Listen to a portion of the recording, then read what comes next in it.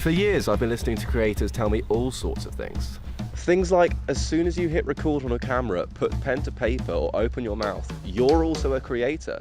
But I made things and I shared them, but I didn't feel like a creator. I felt like an imposter. So, side note, this film was made in 36 hours, but that's not an excuse, and it's not showing off, definitely.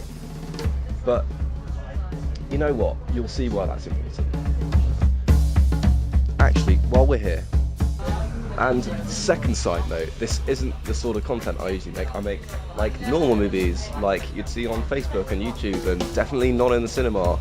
But this video is to show you who I am and what I do. So who am I? I'm Harry Fleet. I've made films for 2 years after a lifetime of thinking I couldn't. But when I got started making, I got comments like, "Oh, I didn't think you could be a creator with 69 subscribers. But your Instagram sucks. How can you make good videos if you can't take good photos?" Listen, Spielberg, your work doesn't belong to you. It belongs to us. Period. And that is something someone said to me. And no, I'm not over it. By the time those comments stopped, I'd been making for 2 years, but I wasn't ready to call myself a creator.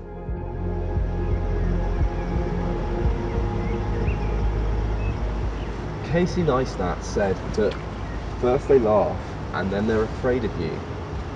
I think I'm right here, right on the comma. I'm definitely not feeling any fear, and although I hear no laughing, I'm pretty sure one person still is, and I'm pretty sure that's me. Harry, we've been reviewing your creator application, and I have to say there's not as much original material as we would have liked, but it's all there. Like, I wrote it all down, all the videos I made. It actually looks like a lot of what you've done is what we call imitation, but I am original, right? I'm afraid it's gonna have to be a rejection currently. I guess you could say the highest standards are the ones we set for ourselves. I mean, despite all that I've done, that I've accomplished so far, I still feel like nothing. Ignoring the fact that I made my first stop motion film at 6 years old. Ignoring the fact that I wrote my first script when I was 9 years old on my school lunch break. Ignoring the fact that every single break of my life has been spent creating and absorbing stories, living them in my head. And it was only once I'd committed to a life that wasn't me that I decided to let those things come out again. 2 years ago, I got sad, wrote a film, and came to a film club with 20 sheets of A4 and said, "Excuse me, I've written a script, does anyone know how to make a film?"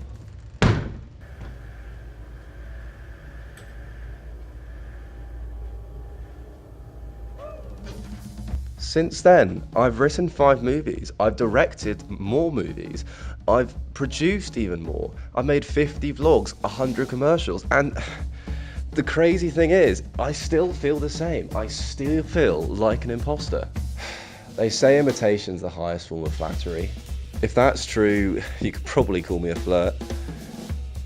If I'm being open, I can say that, intentionally or not, I imitated others' work. Call it theft, call it inspiration, I did it. It meant that I wasn't a creator, I wasn't creating. I was an imposter.